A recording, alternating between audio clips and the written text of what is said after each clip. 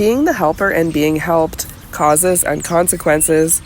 The material presented in the previous chapters might lead you to conclude that helping is a behavior that is pretty much a part of human nature, and to believe that everyone is equally helpful. For example, in Chapter 2, which considered the biological basis of prosocial actions, we argued that there may be an evolutionary advantage for those who are helpful to both relatives and strangers, and we even suggested that humans might be genetically hardwired to be helpful. In the subsequent chapters, we discussed how situational factors can cause most people to act prosocially or not to do so. When we discussed collective forms of helping in Chapter 5, we more or less skirted the issue of individual differences in the likelihood that people would engage in such actions, focusing instead primarily on demographic, situational, and organizational variables. Only in the previous chapter, which examined the development of prosocial tendencies and sex differences in prosocial actions, did we really discuss the possibility that people could have different socialization experiences that could result in differences in how prosocial they were. But now it is time to directly consider individual differences in the willingness to help. In addition, we expand our view of the helping relationship, considering the perspective of the person being helped. The question. In this chapter, our focus turns from prosocial actions to the people who perform them and the people who are the recipients of these actions. In terms of helpers, we begin by considering whether there are reliable individual differences among people in their propensity to offer aid to others. This leads to an examination of when and how certain personality traits and other personal attributes are related to various kinds of prosocial actions. Therefore, one major goal of the first section of this chapter is to identify the personal characteristics that are most clearly related to different kinds of helping and to understand why these relationships exist. From there, we turn to the consequences of helping for the person who helps. We examine the ways in which helping might benefit the helper. In this chapter, we also look at the other side of the coin and consider helping from the perspective of the person who may need assistance. In this part of the chapter, we explore the circumstances that lead people to seek help or inhibit them from asking for assistance.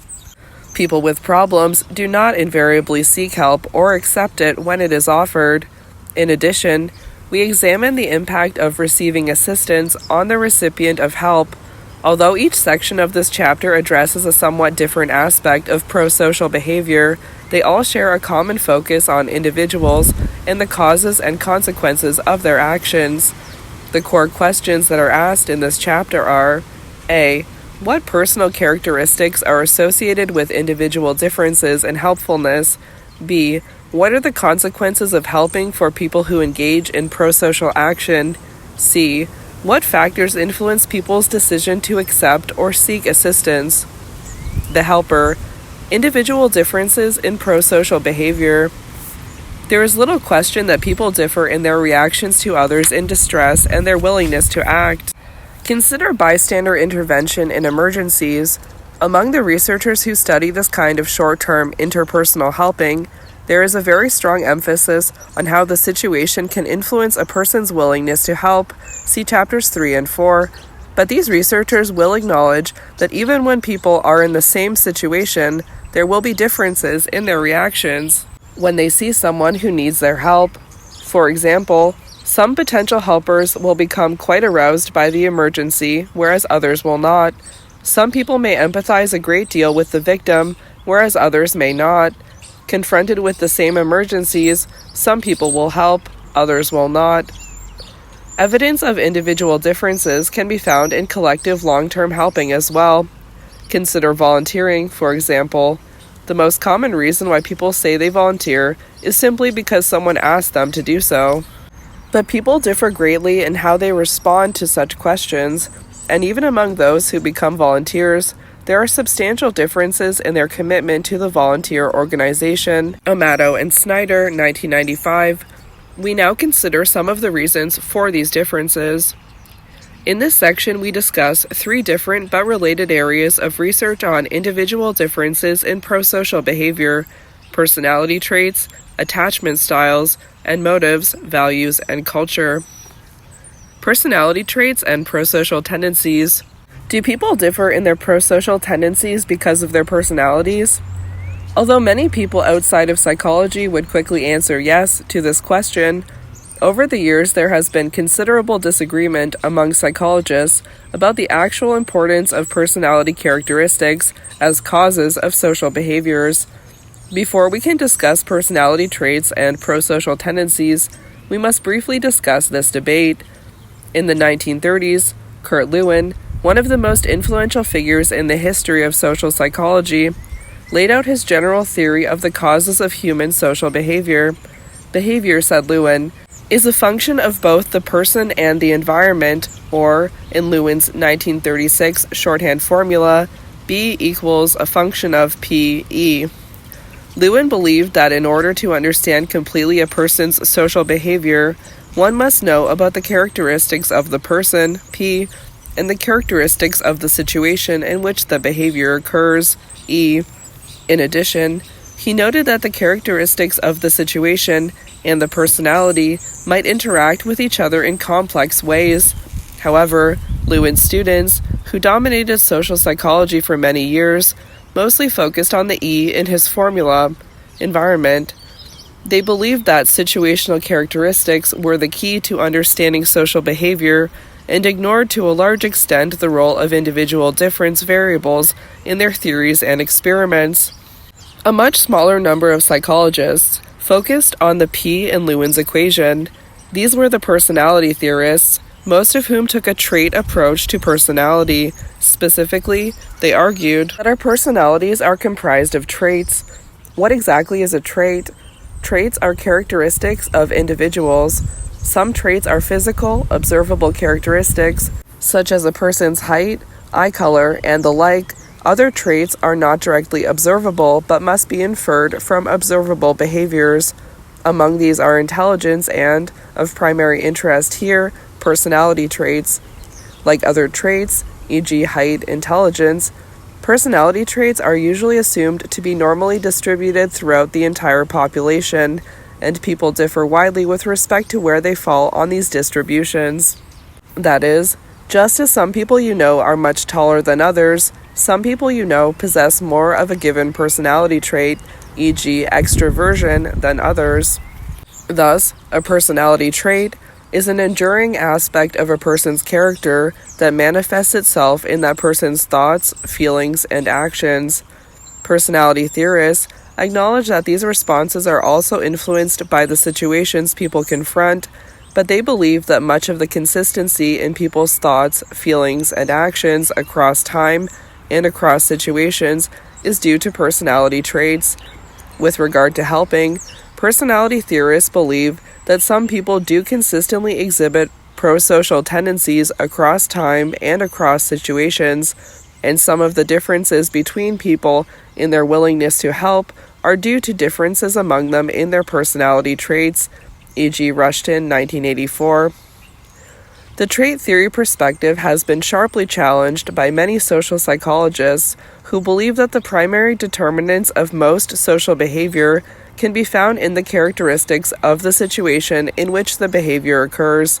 They argue that if the situation a person is in changes, the person's behavior will also change. Furthermore, they claim there has been little evidence of consistency in people's behavior across different situations. To quote Richard Nesbitt, 1980, a foremost proponent of situational explanations of social behavior, the trait approach to the determination of social behavior is largely wrong. The status of personality variables as explanations of why people help was succinctly summarized by A.J. Pilyavin et al., 1981. The search for the generalized helping personality has been futile. The debate about the roles of the environment and the person as causes of behavior continues. However, in the 25 or so years since these two judgments about personality as an explanation of differences in prosocial and other actions were offered, most researchers have tempered their views about the value of studying personality traits as causes of prosocial behavior. Although most contemporary social psychologists still believe that situational variables are very important causes of social behavior, They have also come to believe that traits and other personality variables play important roles as well. For example, in 1991, the same authors who had described the search for the altruistic personality as futile in 1981 wrote that, despite the pessimism of earlier reviews of this area, a growing body of literature suggests the importance of individual differences in helping. These theorists do not believe that personality traits operate independently of the situation. Rather, they have concluded that Kurt Lewin was right almost 60 years ago when he said that both the person and the environment affect social behavior, that is, B equals a function of P-E. In contemporary psychology, this position is called interactionism, or the person times the situation framework. As the symbol times between the person and situation suggests, behavior is the product of both the person and the situation. Behavior will change as a function of changes in situations, but within the new situations, people will differ in the behaviors they display. The extent to which people's behavior will vary will depend on the strength of the situational demands. In circumstances in which there are strong and unambiguous cues about how a person should behave, personality traits will not be important causes of behavior. But in circumstances in which these cues are weak and the norms about how a person should be expected to act are ambiguous, personality traits will be important causes of behavior. For example, if an elderly woman carrying a cane falls down, cries out in pain, and directly asks for help, there will be few differences in how people respond. Most will probably offer assistance. In contrast, if an apparently able young man falls, makes no sound, and says nothing about needing help, there may be large differences in how people respond to his problem. Some will help, others will walk by, and some may even snicker about the victim's clumsiness. Similarly, when a service organization puts out a call for volunteers, some people will respond and some will not.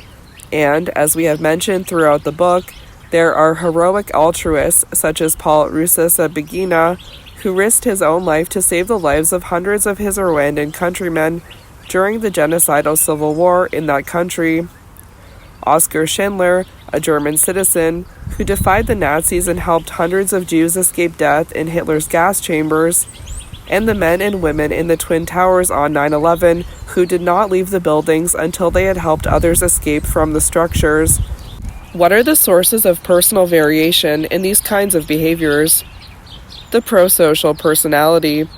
Researchers interested in understanding the sources of differences in prosocial tendencies have tried to identify the personality traits that are consistently associated with prosocial actions. Some researchers propose that some of the big 5 core dimensions of personality, i.e., neuroticism, extroversion, openness, agreeableness, conscientiousness, are responsible for individual differences in prosocial actions. The 2 dimensions that are most frequently implicated in prosocial behavior are agreeableness and conscientiousness. Agreeableness is associated with trust and tender-mindedness. In general, people higher on agreeableness are more cooperative with others and volunteer more to help others. People high on conscientiousness, which relates to competence and reliability, are more active blood donors. In addition, there are people with particular combinations of these traits who may be particularly likely to help in certain situations. Supportive of this possibility, King et al. 2005 found that although people higher in agreeableness were generally more helpful to others at work, organizational citizenship behaviors, this was primarily the case for those who also tended to be high in conscientiousness. These people both were oriented toward the needs of others and felt competent to assist them. Still, other researchers have focused on sets or groups of personality characteristics that are highly correlated with one another and all related to prosocial thoughts, feelings, and actions. This cluster of traits is what Penner et al. 1995 called the prosocial personality. There is reason to believe that some of the characteristics that make up the prosocial personality develop fairly early in people's lives and remain fairly stable over time. For example, Eisenberg et al. 2002 found that ratings of empathy and prosocial responding among a group of children were correlated with self-reports of prosocial personality characteristics when these children had grown into young adults. Further, these prosocial dispositions remained stable among the young adults for a substantial period of time. More generally, there is consistency in prosocial behavior across extended periods of time. For example, 40 years after World War II ended, people who had risked their lives to save Jews from the Nazis were still more helpful than people who had not rescued Jews. Marwell and his associates conducted a long-term study of some of the white college students who had actively worked for civil rights for African Americans in the 1960s. 20 years later, these people were compared to people of the same age who had not engaged in these prosocial actions as college students in the 1960s. The former civil rights activists were much more likely than members of the comparison group to be involved in prosocial activities such as fundraising, donating money, organizing for social causes, and volunteering for charities. Such findings have led some researchers to try to identify the set of personality characteristics responsible for this consistency in prosocial actions. One strategy to do this is to find small groups of people who have already been identified as prosocial individuals who have engaged in exceptional acts of helping others. After locating these people, the researcher conducts in-depth examinations of these helpers, focusing on their personal backgrounds and their personalities. The goal is to find out what makes these individuals different from ordinary people. Another approach is to study large groups of people drawn more or less at random from the population and to identify the personality characteristics that make some of them consistently more helpful than others. The results from studies that have used each approach are presented in the following sections. Uncommon people, the traits of heroes. Adolf Hitler's campaign to exterminate all Jews formally began on November 9, 1938 in Germany on a night that has come to be called Kristallnacht, literally the night of broken glass. Jewish synagogues were destroyed, Jewish-owned businesses were set afire, and mobs of Hitler's followers drove Jews from their homes, took their property, and beat them. Shortly thereafter, the Nazi leadership decided that the final solution to the so-called Jewish problem was to kill them all. As Germany conquered other countries in Europe, the scope of the genocide against the Jews increased. In some countries, large numbers of people actively resisted the Germans' attempt to slaughter the Jews who lived there. For example, when all the Jews in Denmark were ordered to wear an armband with the Star of David on it, the King of Denmark, a Christian, appeared wearing such an armband. In one night, Danish citizens helped over 7,000 Jews escape from the Nazis to neutral Sweden. But in other countries, the citizens aided the Nazis in the mass extermination of the Jews, other ethnic minorities, e.g. Roma or Gypsies, homosexuals, and people with physical and mental disabilities. There were, however, individuals in countries that were sympathetic to Germany's Third Reich who refused to go along with the extermination of the Jews. There have been several studies of the people who helped those targeted for extermination. One of the more notable studies was conducted by Samuel and Pearl Olener, 1988. Samuel Olener was himself a survivor of the Holocaust. Although the rest of his family died in a concentration camp, he was rescued by a Christian family who were friends of his parents. Many years later, he and his wife Pearl began a systematic study of the characteristics of people who, like the family who had rescued him, had attempted to save Jews from the Nazis. The Oleners were able to locate 231 such individuals. These rescuers were compared to a sample of 126 individuals with essentially the same demographic characteristics as the rescuers, i.e. their age, sex, education, the place where they had lived during the war, but who had not helped any Jews escape from the Nazis. The specific question that the Oleners asked was, what characteristics differentiated the two groups of people?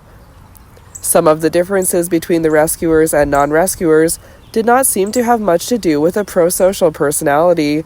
For example, compared to non-rescuers, the rescuers reported greater actual and perceived similarity between themselves and people of Jewish ancestry. This finding has also been obtained in other studies of different rescuers, and it is consistent with the general finding that perceived similarity leads to helping. See Chapter 3. The rescuers were also more likely than the non-rescuers to have been directly asked to help a Jew escape the Nazis. Again, as you have already read, a direct request for help usually produces results. These findings indicate that situational differences may have produced at least some of the differences among the people the Oliners studied.